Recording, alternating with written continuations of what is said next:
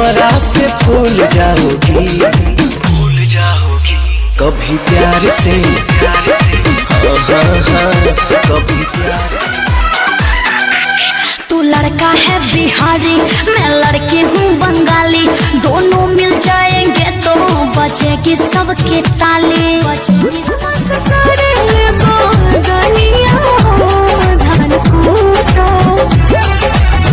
हम हूँ जवान बानी तू हूँ जवान, मजा लूटा। नया नया गवाना, नया तकिया बिछवाना, नया चोली के खोली, तू बनवला खेलवा। सोनावा कैसी कोरिया, दिल्ली शहर से लइहा ए राजा। सोनावा कैसी कोरिया, दिल्ली शहर। वो खाली देखने में भोला है, मैं समझती थी लोला है।